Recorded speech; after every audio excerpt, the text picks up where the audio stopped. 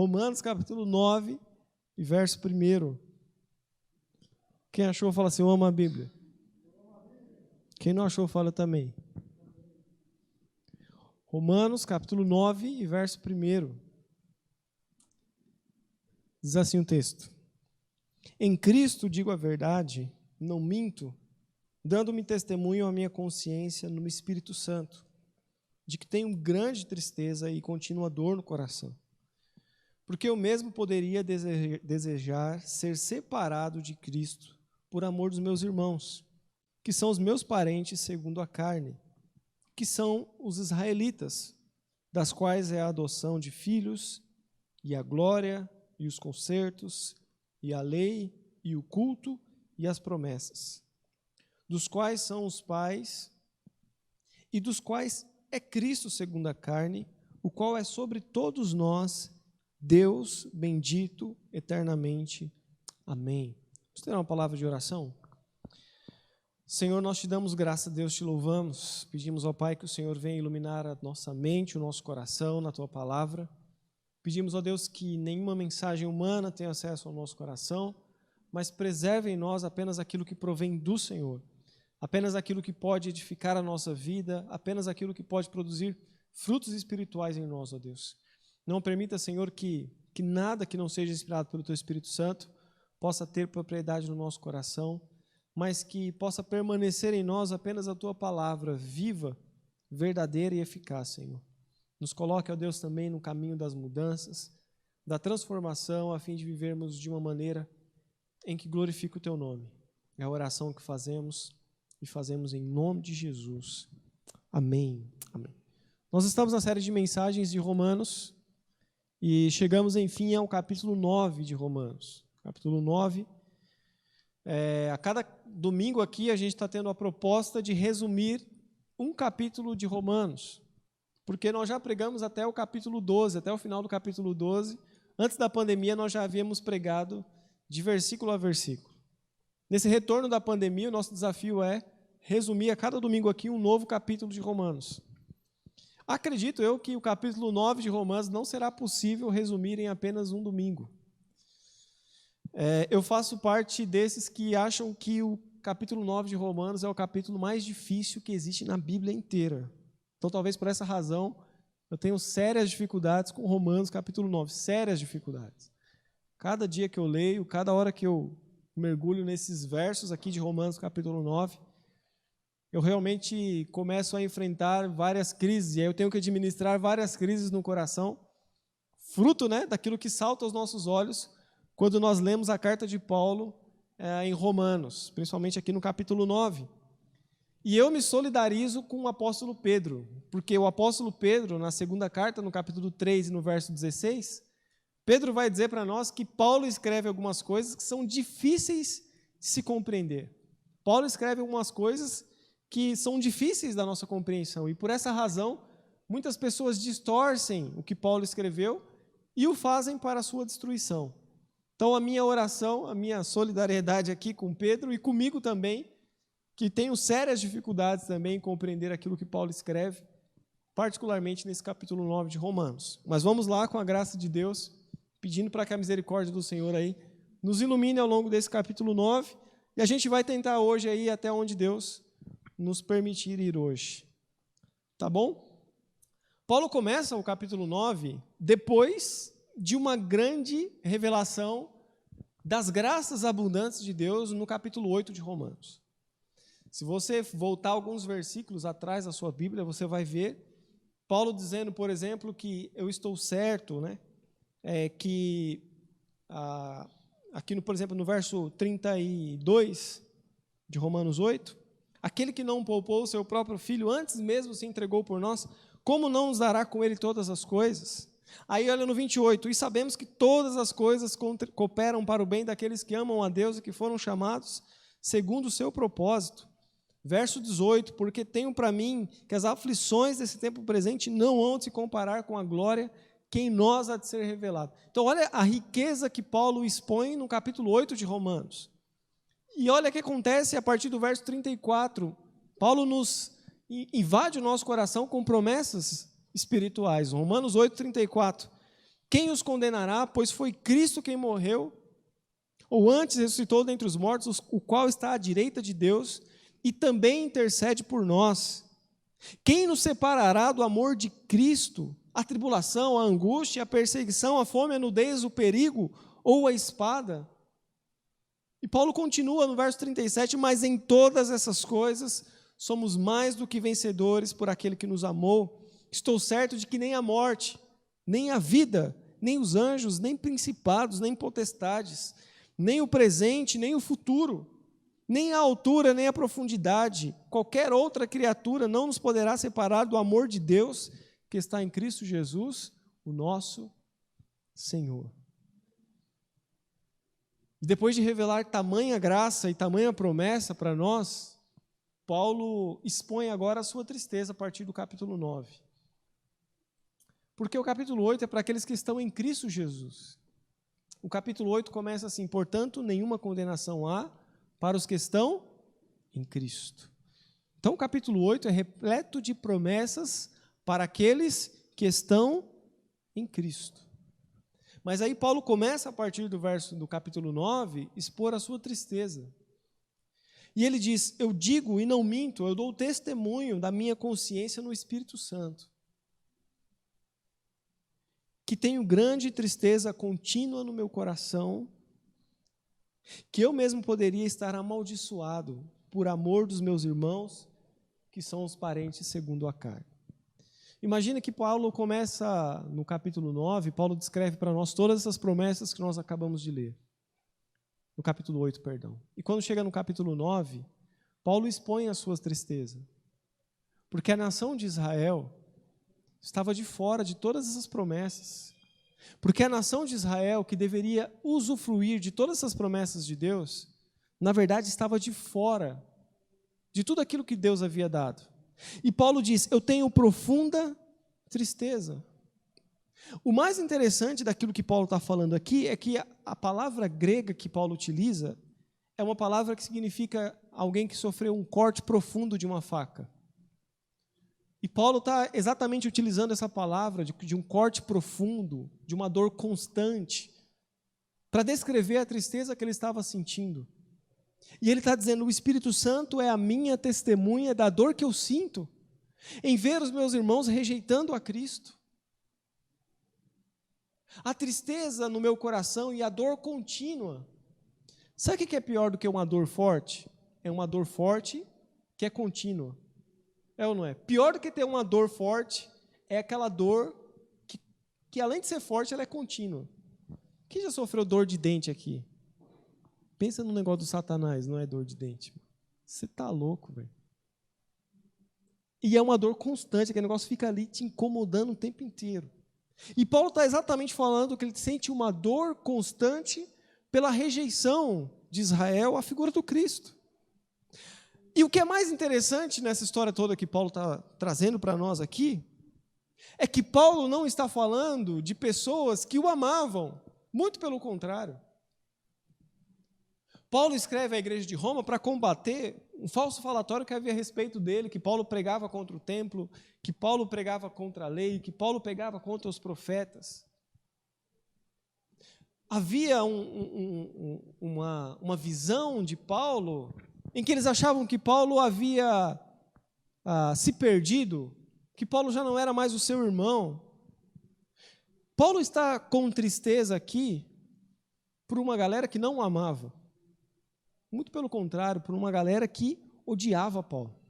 Você se lembra quando Paulo sai de Éfeso, ele escreve essa carta, quando Paulo escreve à igreja de Roma, ele está em Éfeso, e ele vai levar uma oferta para a igreja em Jerusalém. E aí, não podendo ir para Roma, ele escreve essa carta, envia a carta para a igreja de Roma e vai para Jerusalém levar a oferta. Quando os religiosos da época descobrem que Paulo estava em Jerusalém, eles vão até o governador e dizem assim: a gente não vai comer, a gente vai fazer greve de fome enquanto Paulo não for morto. Então, é essa galera que Paulo está falando que sentia tristeza. Uma galera que fazia greve de fome, lá em Atos 23, 12. Uma galera que fazia greve de fome para ver Paulo morto. Se você pegar, por exemplo, 2 Coríntios, capítulo 11, você vai ver ali relatos de Paulo falando que por 5 vezes ele foi açoitado, agredido, preso, apedrejado, e tudo isso inclusive foi pelos seus próprios irmãos, pelos judeus. Então é desse povo que Paulo está falando assim, eu sinto profunda dor e tristeza, porque eles rejeitaram a Cristo. O que Paulo está expressando aqui para nós é o mesmo Espírito de Cristo, é o Espírito de Cristo. Paulo está expressando para nós o mesmo Espírito que houve em Cristo. Paulo está dizendo assim, eu mesmo desejaria estar separado de Cristo se isso pudesse promover salvação para o meu povo. Olha o que Paulo está dizendo, eu mesmo desejaria estar amaldiçoado, separado de Deus, se de alguma maneira isso pudesse promover ao meu povo salvação. Não foi esse mesmo sentimento que estava em Cristo? Quando em Gálatas capítulo 3, verso 13, o próprio Paulo diz que ele se fez maldição por nós. Não foi o próprio Jesus que se fez maldito por nós? Não foi o próprio Jesus que no brado da cruz diz, Deus meu, por que me desamparastes? Não foi o próprio Jesus que se viu na cruz descolado do Pai? Jesus foi separado de Deus na cruz, porque ele estava recebendo ali o impacto do nosso pecado. Tudo isso para nos aproximar de Deus. E Paulo está expressando aqui o sentimento de Cristo. Eu mesmo desejaria estar separado de Deus, se isso pudesse promover salvação. Mas é óbvio que isso é impossível, porque o próprio Paulo já havia dito que a salvação é apenas através da justiça de Cristo, que não existia outro meio de alguém ser salvo que não passasse pela cruz. Então é óbvio que Paulo está falando, não é possível.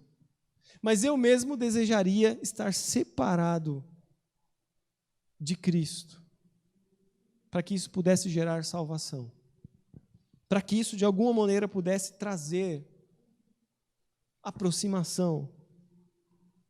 Isso é seguir os passos de Jesus. Quando pensamos nisso daqui, quando nos compreendemos dentro do Evangelho, nós temos que expressar esse mesmo Espírito de Cristo, que nos faz amar pessoas que talvez nos rejeitaram, que nos faz amar pessoas que não nos querem bem. Um espírito missionário, um espírito de produzir no outro o melhor que ele pode ser. Um espírito de sofrer. Quanto mais rápido a gente entender que evangelho é prejuízo, melhor será a nossa vida espiritual. Quanto mais rápido a gente entender que a única coisa que a gente ganha do evangelho é a salvação, muito mais você vai produzir para o reino de Deus.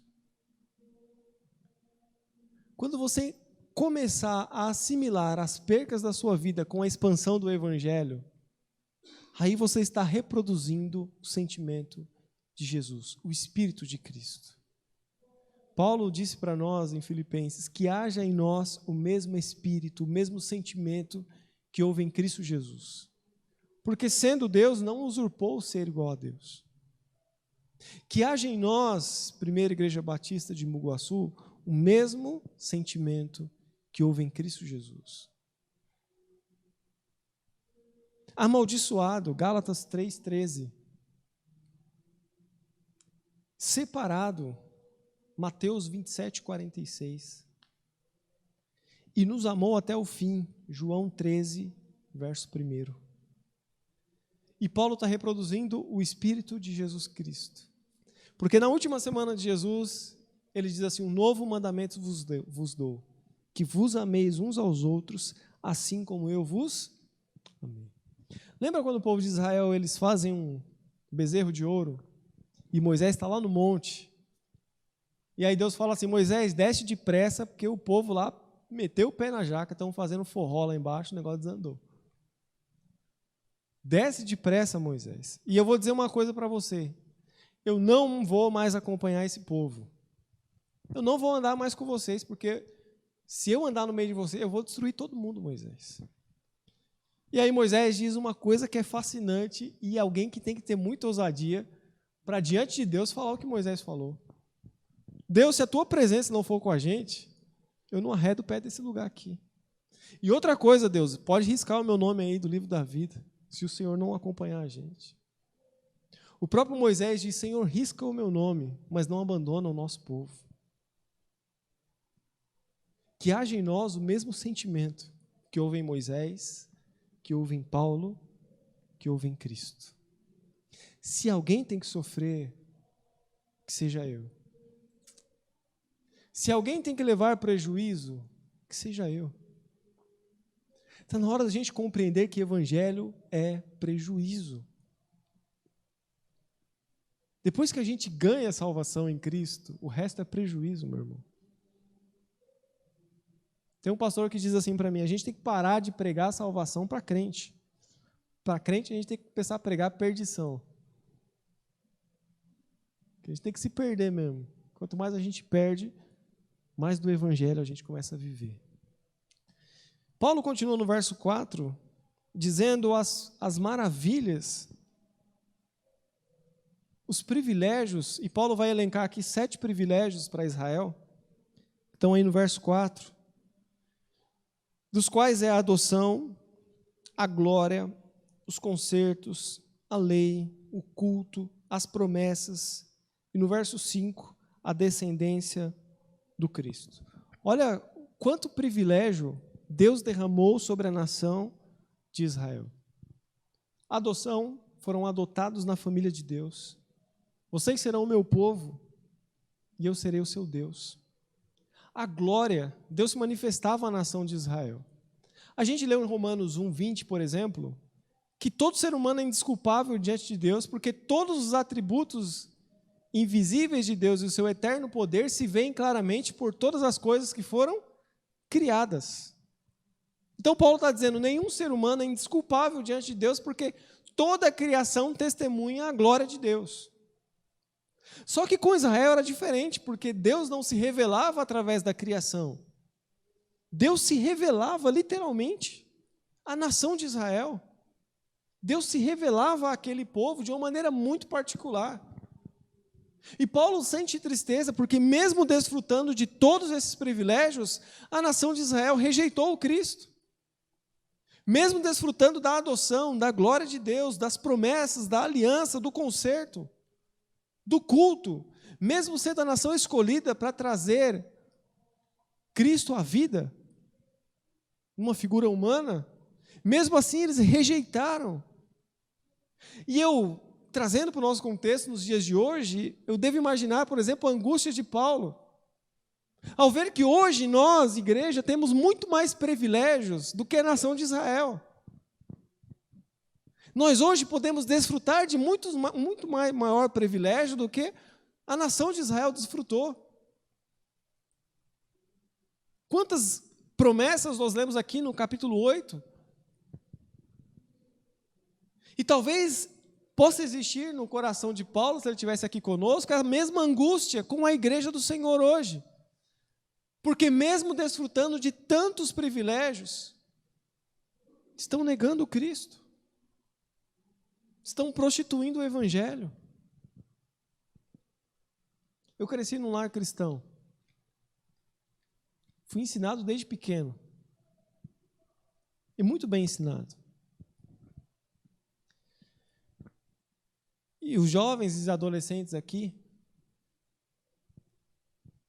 que essa palavra não sejam para vocês, que talvez cresceram em lares cristãos, e depois de tantos privilégios que vocês receberam dos seus pais, não deixe os outros sentirem angústia e tristeza porque vocês estão rejeitando a Cristo. Não deixe. Você que é jovem, doe-se pelo Senhor. Porque você recebeu privilégios inexplicáveis. Você recebeu bênçãos sem limite. A gente leu em Romanos capítulo 5, verso 8, que o amor de Deus foi derramado no nosso coração, através do Espírito Santo. Que a gente não seja enquadrado nessa mensagem de ter provado tantos privilégios e ainda assim ver alguém aqui, o homem de Deus, sofrendo dor e angústia, porque esse povo rejeitou a Cristo. Não sejamos encontrados entre esses que rejeitaram a Cristo. Certa vez foram os fariseus para perto de Jesus e Jesus era um cara sensacional, né? Porque quando uma prostituta pecadora chegava perto dele, ele abraçava e amava. Mas quando os religiosos chegavam com pompa diante de Jesus, era pau de quina na cabeça, irmão. Jesus não aliviava. E em Mateus capítulo 15, verso 8, ele diz assim, olha, vocês me honram com os seus lábios, mas o coração está longe de mim. Poderoso, não é? Chegando aí no verso 6. Não que a palavra de Deus haja faltado, porque nem todos os que são de Israel são israelitas. Paulo novamente vai falar, vai questionar e vai antecipar uma provável pergunta. Porque se a nação de Israel, depois de todos esses privilégios, de todas as promessas, rejeitou a Cristo, Deus falhou com Israel? Paulo antecipa uma pergunta, né? Será que Deus falhou com a nação de Israel? E ele responde, não, Deus não falhou com Israel. Porque nem todo Israel, nem todos que são de Israel, são israelitas. O que Paulo queria dizer com isso? O que Paulo está dizendo é que dentro de Israel existe uma Israel espiritual. E Deus não falhou com Israel. Existe um Israel que creu. O próprio Paulo é um israelita. O que Paulo está dizendo, não, dentro de Israel existe um Israel que creu. Você se lembra no capítulo 4, quando ele fala de Abraão? O que identificava Abraão com a salvação não foram as obras que Abraão fez, mas foi a fé, a maneira como Abraão creu. E Paulo está dizendo, existe um Israel espiritual que não é esse Israel. Dentro da nação de Israel, existe um Israel espiritual. Dentro da igreja, existe uma igreja verdadeira.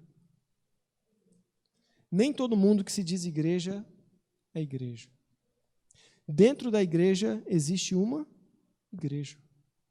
E aqueles que estão identificados com Abraão, o Israel espiritual, foram aqueles que creram pela fé. E ao olhar para a igreja hoje, a gente pode dizer, né? Nem toda a igreja é igreja. Talvez olhando para a igreja, a gente possa falar assim, poxa, será que Deus falhou com a igreja? Óbvio que não. Porque nem todo mundo que diz igreja, de fato é igreja. Existe uma igreja espiritual que segue triunfante. Existe uma igreja espiritual que continua, que avança, que invade os reinos das trevas. Existe uma igreja espiritual.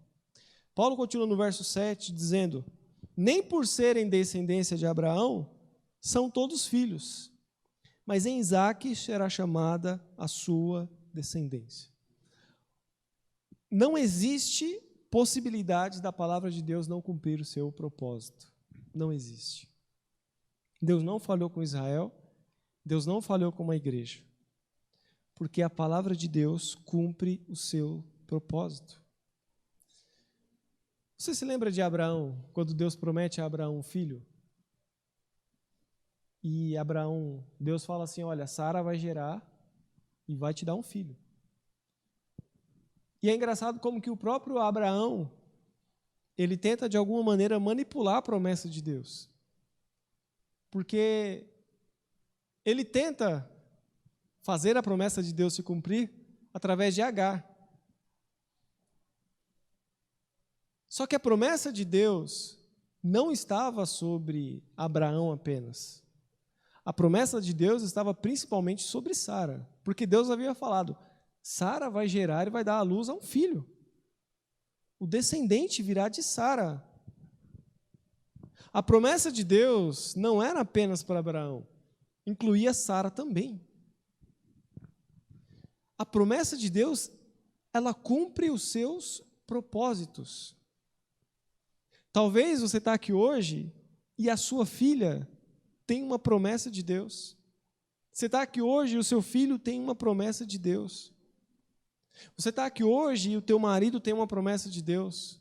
A tua esposa tem uma promessa de Deus.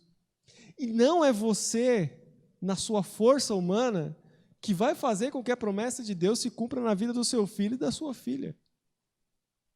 Porque senão você vai fazer como Abraão, que pelas suas próprias obras tentou gerar uma promessa divina, uma promessa espiritual. E não é por mãos humanas. É a palavra de Deus que cumpre os seus propósitos. Então é Deus que vai realizar e cumprir as promessas na vida daqueles que você ama. A sua função é confiar no Senhor. A sua função é entregar nas mãos do Senhor e crer que Deus é poderoso para realizar aquilo que Ele prometeu. Deus cumpre os seus propósitos. Entrega na mão do Senhor.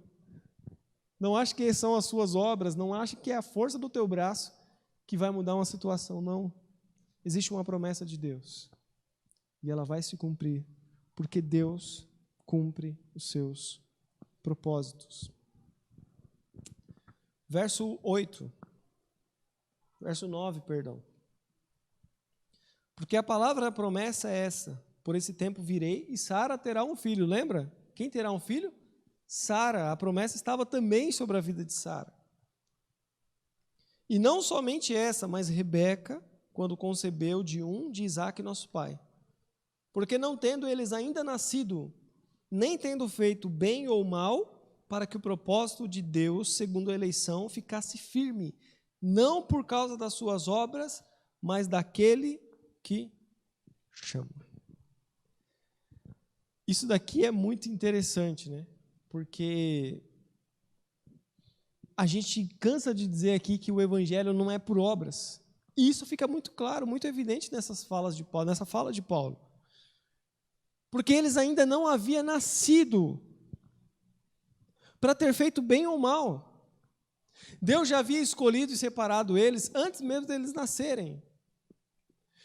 Deus não falou assim, ó, eu vou deixar os dois meninos crescer, Jacó e Esaú. Quando eu chegar assim, esse cara é grande assim, eu vou ver qual que foi o melhorzinho assim, esse vai receber. Não foi. Isso deixa muito claro para nós que não é por obras, porque antes mesmo deles terem feito bem ou mal, Deus já havia escolhido, Deus já havia separado. Então não depende das obras que nós fazemos, mas exclusivamente em Deus demonstrar misericórdia. Sempre, não depende de nós, nunca dependeu. Olha o verso 12 como é interessante. Foi-lhe dito a ela, o maior servirá o menor. E como está escrito, amei Jacó e aborreci Esaú. E aí a gente fala assim, poxa, Deus é injusto. Deus amou a um e aborreceu o outro. Será que Deus foi injusto? Mas se nós tentarmos mudar de perspectiva, a gente pode imaginar assim, Deus é poderoso e Ele pode fazer qualquer coisa.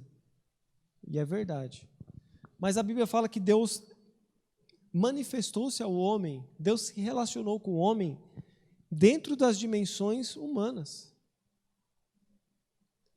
Deus se limitou a relacionar com o homem dentro das dimensões da humanidade. Tanto é que quando Deus desejou salvar o homem, o plano de Deus foi vestir roupas humanas e se relacionar dentro da humanidade do homem. Só que existe um problema, é que dentro da nossa humanidade, nós temos uma série de problemas. Dentro da nossa humanidade, não há justiça. A gente, na PBEG Leitura, a gente sempre fala, né? O homem sem Deus não consegue reproduzir justiça. Não consegue.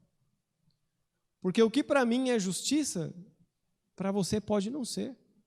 O que para mim é justo, para o outro ali pode já não ser mais.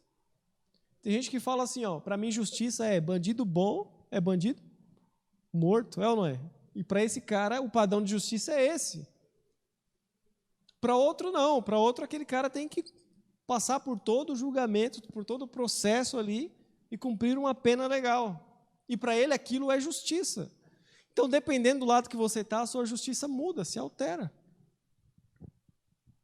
E Deus escolheu relacionar-se com o homem dentro dos limites da nossa humanidade. E nesse mundo aqui, Deus também precisou fazer as suas escolhas. Deus submeteu a relacionar-se com o homem dentro da nossa humanidade. Parece loucura que nós estamos falando, mas Deus se relacionou conosco dentro da nossa humanidade. E quando Deus quis produzir algo de bom em nós, Ele desceu, vestiu roupas humanas para nos tirar daqui e nos levar para lá. Então, quando a gente passar a entender essas questões de, será que Deus é injusto? Comece a pensar que Deus limitou-se a relacionar-se com o homem dentro da humanidade. E nessa nossa humanidade aqui nós pecamos. E o pecado gerou todo esse caos. Todo esse caos. Eu não me canso de recordar de uma vez que um rapaz foi onde eu trabalhava para levar o filho dele para que eu pudesse orar por ele. E eu falo assim, gente, eu sou tão pecador, né, para orar por alguém. E ele levou um filho dele, 13 anos de idade, pequenininho, magrinho. Chegou com a cabeça raspada. Você já imagina que não é uma coisa muito boa, né? E ele contou a história daquele menino. Aquele menino tinha câncer. Aquele menino tinha retornado para sua casa porque o médico falou assim, é melhor que esse menino se despeça em paz junto com a família, para não ficar aqui no hospital. E ele contando aquela história, e como é que eu vou orar, que eu estou chorando mais que o menino está bem, eu estou pior que ele, estou mais desesperado que ele. E o menino sorrindo, falando, tio, ore por mim. E eu orando por aquele menino, e eu lembro que no meu coração eu questionava Deus. Eu falei, Deus, é injusto. Um menino que mal começou a vida, anos do hospital lutando com câncer, agora vai para casa não porque está bem, mas vai para passar os últimos dias em família. E a gente se pega diante dessas injustiças da vida, questionando por que essas coisas acontecem e diante de textos como esse, pensando assim, será que Deus é injusto? É óbvio que não. Alguém aqui já assistiu aquele filme A Escolha de Sofia? Meu Deus do céu, eu não gosto de assistir filme triste por causa disso. A história é de um campo de concentração, e aquela mulher tem 2 filhos, né, um menino e uma menina. E a história se passa porque os soldados pedem para que ela escolhesse um dos seus 2 filhos, para que um deles seria executado, e ela tinha que fazer essa escolha. Por isso que o nome do filme é A Escolha de Sofia, de um menino e uma menina. E ao longo do filme, no final do filme, ela escolhe o menino, e a menina foi executada. E quando eu assisti esse filme, foi bem na primeira vez que eu preguei Romanos 9 aqui, e eu lembro que me veio esse texto na mente. E o que veio no meu coração é assim, Deus fez uma escolha. Dentro do limite da nossa humanidade, Deus escolheu. E Deus não é injusto porque Ele escolheu.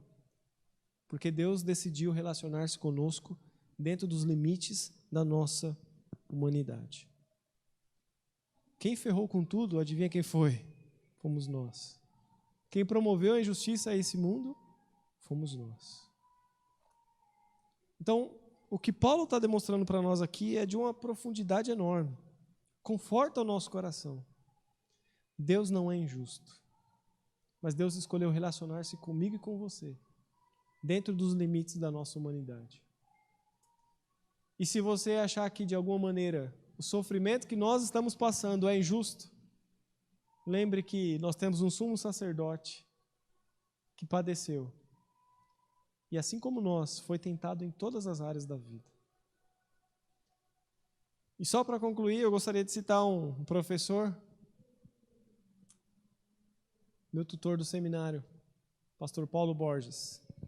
Ele dizia assim, quando as coisas estiverem mal, lembre que quando estava mal para Jesus, Deus ainda estava no trono.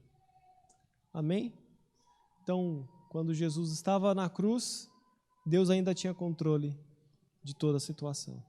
Então saiba que quando as coisas estiverem mal, Deus ainda está no controle de tudo. Curva a tua cabeça, feche teus olhos.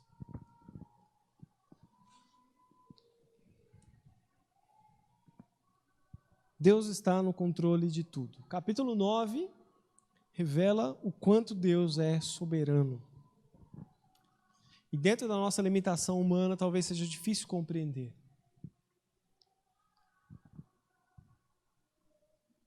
Mas dentro dos limites da nossa humanidade. E quando tudo for mal, Deus continua no controle. Eu queria orar pela tua vida. Pelos conflitos que você tem. Pela dor que você carrega. Pelas promessas da tua vida. Saiba que não existe possibilidade das promessas de Deus falharem. Talvez hoje, no cenário da sua vida, você não está enxergando. Talvez hoje, no cenário da tua vida, há só escuridão pela frente. Há mais incertezas. Mas Paulo nos deu uma segurança enorme através da palavra de Deus hoje. De que nós podemos confiar no nosso Deus e que Ele é soberano e que nunca dependeu de nós, e glória a Deus que não depende de nós, depende de Deus, e se depende dEle, está nas melhores mãos possíveis. Ele continua sendo Deus. Coloque a sua dificuldade diante do Senhor.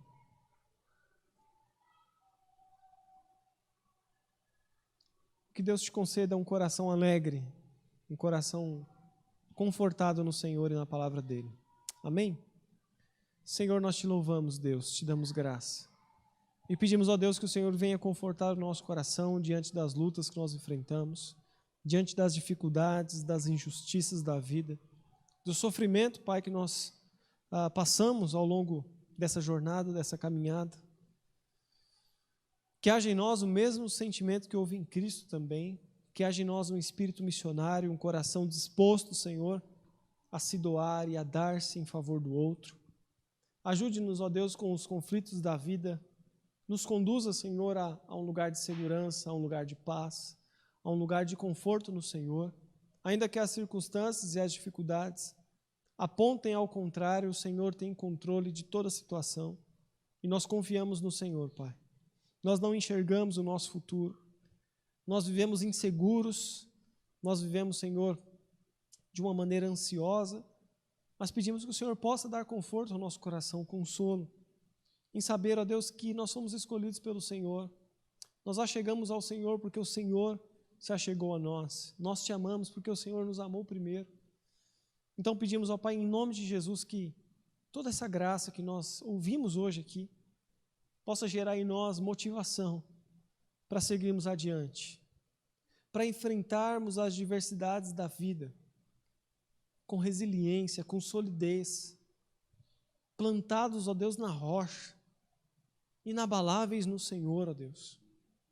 Ajude-nos, ó Deus, para que toda essa palavra anunciada aqui hoje possa gerar em nós um coração seguro, olhos fixos no Senhor, o autor e consumador da nossa fé.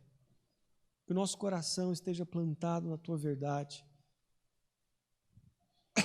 Que os nossos olhos, ó Deus, possam contemplar a Tua mão e a Tua presença, nos dando segurança, conforto. Ajude-nos, ó Deus, a compreender os Teus caminhos.